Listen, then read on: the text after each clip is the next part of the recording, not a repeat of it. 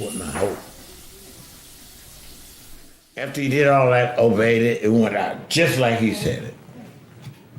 Got rid of the false prophets. That's what was one of the main tasks, because of the false, their leadership, but they allowed the false prophets to, because that was Jezebel's gods. And so she had taken authority away from Ahaz, and she was actually running the country. And so he, after he get through, God tell him to pray for rain. And he go up on the Mount Carmel to pray for rain. And as he prayed, he said to his servant, go out and see what you see. You need a cloud for rain.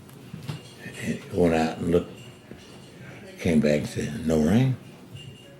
He went out again, no rain. Then they went out the sixth time to see, no cloud. And he went back the seventh time. And he came back and said, I saw a little cloud way out there. It's about the size of a man's hand. It's that hand that I have hope in. And that hand is a intentional, and it's these intentional multicultural church planting. I think that's the vehicle. Now you're saying that I'm going only to give this message to multicultural churches. It would seem like to me that that would be, seem like I think people would think that, and it looks like it's got to be, we got to stop and do that. But that ain't my other little hand that I'm seeing in that hand. Mm-hmm. I'm seeing some of these old, white, rich churches, and they're so almost rich and so stable, they can't multi that community right now. We done blocked it off almost with our economic wherewithal, that they look like that they actually going past him. I'm seeing some of them providing the resources and the energy to do it. They know what I just said. Mm-hmm. And they're looking for a way to do it too. That's prophetic. I can tell you some churches. Mm-hmm.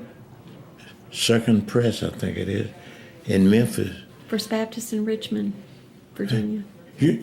That's what we're talking about. And you're going to find somebody, that's what we're saying. I know. That's that other little hand. Mm-hmm. That's that other little hand. Yeah. And that's where I'm at. That's where I'm at. And that with any time, I'm answering your question. Yeah. I'm answering your question. Oh. I'm not at the question there. Yeah.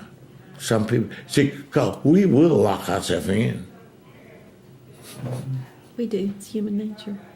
We will let our culture get to us and wrap ourselves around some more. In Mississippi, we wrapped around with the Confederate flag. Yeah.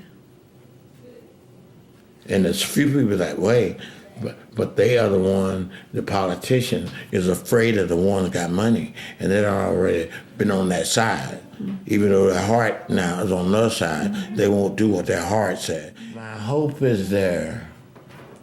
My hope is there. My hope is in there.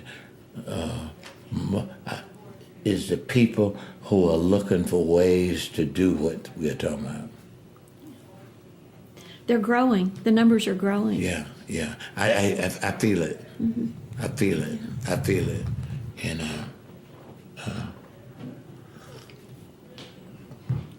I hope agreeing with me and One Blood would be an inspiration toward that. Yes, it will. And more people like y'all would find ways to get these messages out. You know the one big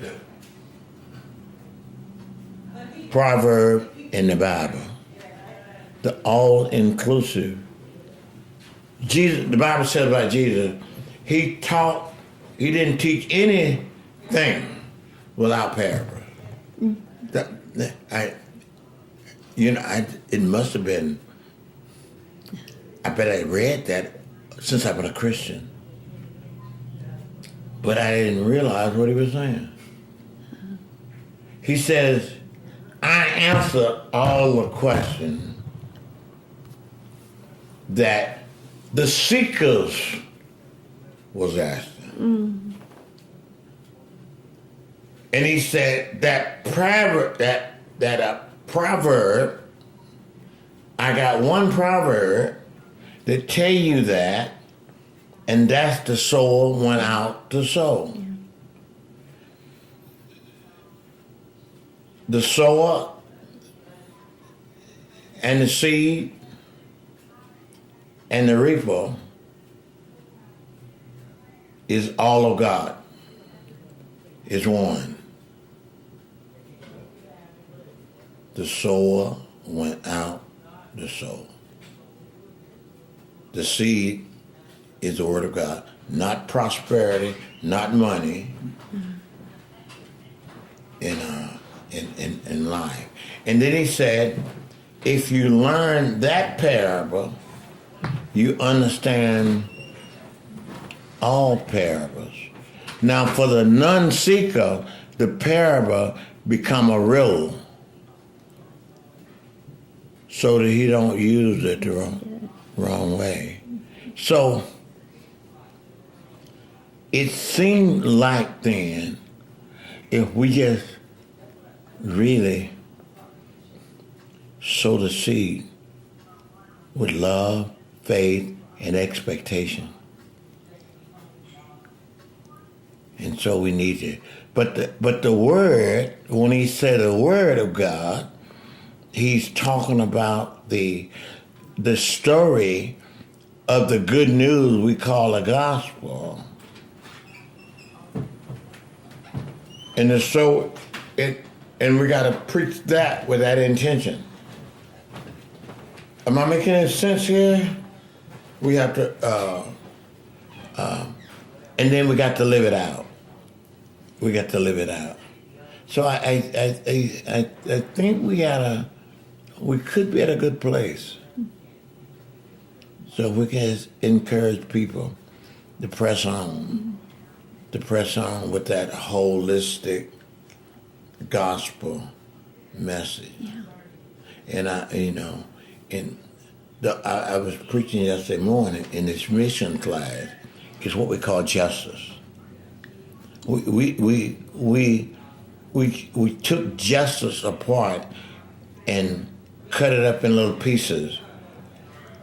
That we now will take a piece of that and call that justice.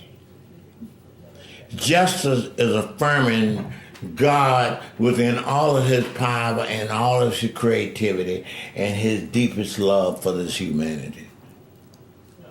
And injustice is any affront to the dignity of man. And so what we got to do is almost in this world, people ain't got time to listen to the whole message. So what we do now, we are treating things, and we're losing too much in the treat. Unless we can find ways of treating the gospel. And it's got to be like, I know a few tweets. Oh, tweets. One Blood. Yeah. I don't know another tweet. She sung it for me. The girl who wrote it sung it for me 3 times in 3 services last Sunday. We all bleed the same. So I think if we can look for these keys, and then if we can put that to music, Yeah. we can do it. The root issues. The root issues. The root issue. The root issue is the incarnation that God has come to save this world from sin because he loves them so much. So love and justice have kissed each other. Love and justice is one and the same. And that we created in this country unjust laws over against our Constitution, which is the best written statement of the dignity of humanity in the history of the world. Yeah. And then we did the And we didn't live it. Amos said that. Yeah. He called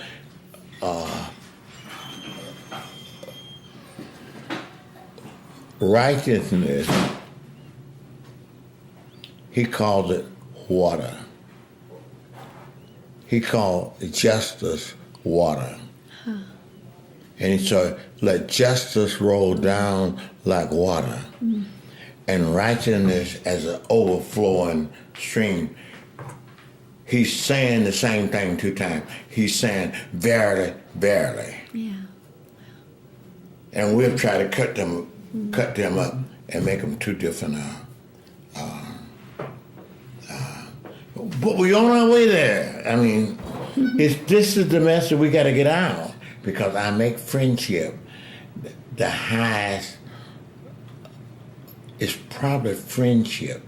It's probably the management end of the gifts.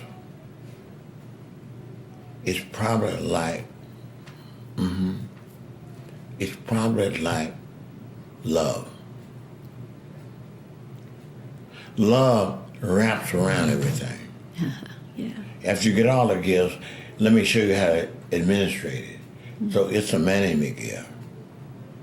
You can move mountains. You had a gift to move mountains. You got a gift to prophecy. You can have all the gift of that. But let me show you then how you manage that. Let me show you a better way Yeah, that's true. of making it work. Yeah. And then he talks about love. And then he explains love. It's so multifaceted. It's so multifaceted. It don't leave no stone unturned.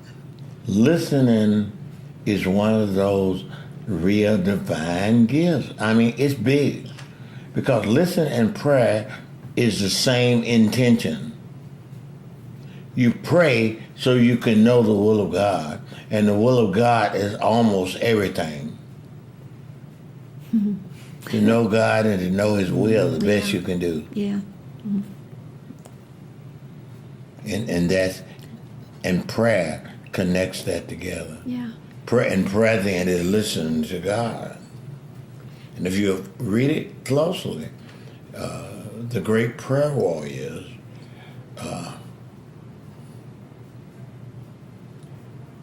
like Elijah, they were people of prayer. In fact, he's the image of prayer. And in his big work, he did a lot of things by faith. But his really big thing is he prayed and God shut up the heaven, and he prayed and God let it back. That's about the 2 big things Elijah did. Now he stands in the Bible as the man of prayer. Yes.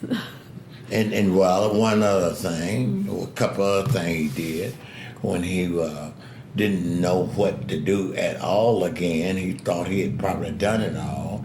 He went into the cave to listen to God.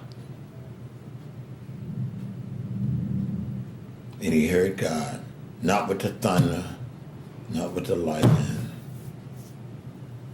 small voice. Yeah. And this was his small voice said, go and anoint 2 kings, find you a successor, and you out of here. In the book of Acts, when they have the first church council, they trying to find out what is God doing. Strange. Peter talked about how he went to Cornelius' house. Paul talked about how he was going around the world and teaching, and the people was coming to faith without circumcision. That was big. and all these people of all these ethnics coming together, loving each other. What is God doing? Yeah. And so and they went back and said, what did David do right? He wasn't talking about David, was he? He was our greatest leader. He said, no, this is what he's doing. God has decided to call out a people from every nation and tongue to join together in reconciliation, to carry this gospel to the world, and the world will know we are Christians because we are doing that. God is calling out our people. What would you call that? What could we name? That's the church. That's what happened when Moses spoke to us the first time. He tried to speak to us individually. He tried to speak to us collectively, and we didn't want to speak to us. Isn't that something? My calling came, as I look back at it now, and if I was younger, I still wouldn't say this. But now I'm an old man. Maybe I can say a little bit bolder now. A lady who had been a missionary, a white missionary, had been a missionary in Brazil. They didn't have as much trouble there in the last 100 years. They had trouble, but not quite as much trouble as we had raised there in Brazil. So she was a white missionary, had lived in Brazil. She'd come back from Brazil, probably during the war, and started a bookstore in Monrovia, California. That's where I was converted at. And somebody told me about a bookstore, and that I could get help in studying the Bible. I'm being discipled. And people would tell me that. And so I need to get a Bible dictionary. I need to get a concordance. I never know what that was. And get me some expository books that where other people have preached the subjects and things that we would preach in life. And you look, people would have a whole bunch like a lawyer in there, and she told me the Bible is, and it said so in those old Bibles. It sort of said the revelation of God, and she explained to me. She said to me, the Bible is about the story of God, about God, as lived out and told by other people. I realized that was profound. I'm a third grade dropout almost, and I hear that. And she said this, so if you're going to be a Bible teacher, you got to know what's in the Bible. That makes sense. I can understand that. And she said, you got to read it all the way through because the story interlocks. Yes. And so I would have been reading the Gospel of John. I'd have been reading the book of Romans. Right now, what I know now, because I think they're the most profound books in the Bible. And certain others. But she said, you got to read the whole Bible so you can know the inner connection. And I started reading. And I went through those genealogies. I'm just now getting to know what they're for. The genealogy is to show us that we're one blood. It's the sovereign work and the will of God. Sovereign work and the will of God. That's right. That we might love each other, that we might be one, and we might be a testimony to His church. Even we were saying about those, me going to the Memphis Circuit Press that's surrounded by the old wealth, too much wealth. They couldn't escape. They couldn't go suburbia court. Right. And they got hung there and stayed. And now the young doctors who want to raise his children, only doctors and lawyers and .coms can come there. Oh. you get that in. And so the church is still white. A few black lawyers, Yeah. a few black doctors can be in there. But go in there and they say, let's go plant churches. We'll provide the money. Oh. You get that in. We'll provide the money and the people. Oh, and the people. They'll send some of They will there. send some. God is already blessing them. And that's what they're doing? Oh, yeah, I done preached at the mission conference. They invite me to come Well, and preach. I'm seeing that. good. I'm seeing that. And that's been going on some time. Yes. We who've been in this work, we've been discovering those churches out there. Every once in a while you find one of them out there. You know what we used to call them? We used to call them gold doorknob churches. And we was going out there to exchange. Really, we were going to steal your doorknob. So we'd have enough money to do our work, and we would call them these red carpet churches. They've been doing it. Wow. God would put a spy in that pulpit. A young man who was a spy in that pulpit. And he'll love them old people. He'll love them. You know Wilberforce, a little of his life. I like it a little bit. I don't know it thoroughly, his life. I haven't read no big volume on Wilberforce, but I think I have the keys of his life. I mean, because one of the things that I picked up from his reading, that he said, I don't want to manage a slave state.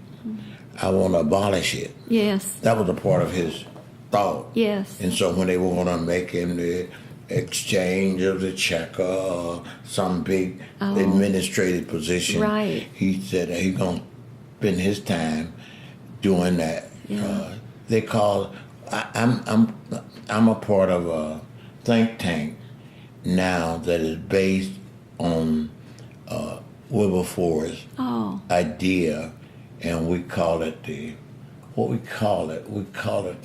great objectives, and say that Wilberforce lived his life out with two great objectives. Yes. Is to abolish slavery and return, he called it manna, back to living. What he's actually saying, we are living what we talk about. Yeah. Manna was like a child, manna, that we behave like the family taught us manners. to behave. Yes, he did. Yeah, he did promote. But he also did a lot for the poorhouses. Child labor. There was a lot of evil in society. I got two guys I'm working with right now. We need to pray about. Don't put this in the book. You might, if you do, you put it in a way that it's a quote. Yeah. Some way. They are just at this place, almost I am, both of my friends. we're friends. In fact, I'm going to call one of them today and tell them about my situation. Yeah. They could be a Wilberforce.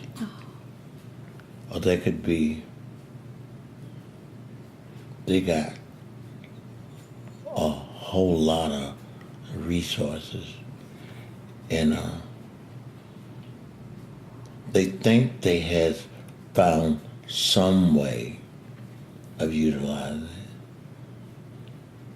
it. The reason, one of the reasons we're buddies is that they came to me, and the reason we're friends, to sort of help guide them with their resources. Oh my. And that's what. And so, that's great. That's what needs to happen. Yeah.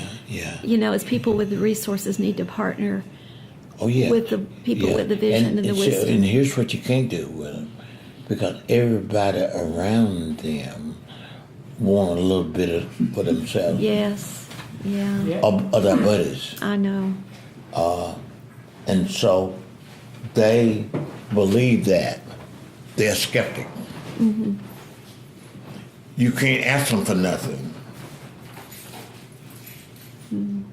Now, when I say that, your relationship become deeper when you tell them what to do with it themselves. Yeah. Yeah. Not that you want it, but that's what they need to do. Mm-hmm. Do we And need- one of them, I've guided him to taking possession of it. He was scared of it, the well. And he was scared that because the family, his cousin, he inherited this fortune from his father. And he wants to be wise. And he wants to Wow. try to invest, but what makes it so urgent now, he only had one son. Oh. And that son is not developing well. In health, not in health. And in fact, I might call him today too. But the other one is in good shape. I mean, to my health and everything else, in good mind. And he is, over the last 15 years, I've tried to shift his money into particularly his liquid money, into giving it all away. Yeah. And, keeping the properties Yes. Yeah. and things. But so he need prayer like that. Yes. And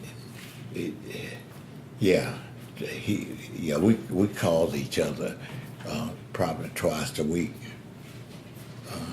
This one that owned all this land out in Montana. Potentially oil land. Yeah. So we're at a good spot. We can be faithful. We got. I really heard your heart in the One Blood book for this generation that's coming up, because I have admired, as I became more and more aware of the situation and moved to this town where it's 1/3 African American and 1/3 white, and it's more Hispanic than that now. But admired the grace and the love that we've been shown by the black community. The more I realize that, our history, because I've faced our history long and hard now. If we could, I'm following you. I hear you living in it, so you'll learn it. But I wish we could, in a creative way,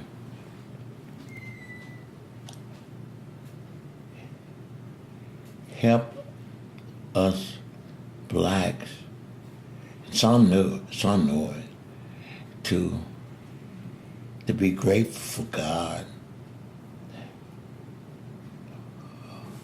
for allowing us to bear this pain and then find a place in our life to really forgive each other. Yeah. I think we could be powerful. Well, and there has been a lot of forgiveness. I can see it. I can see it in their faces. You know, when we interact, I can feel that.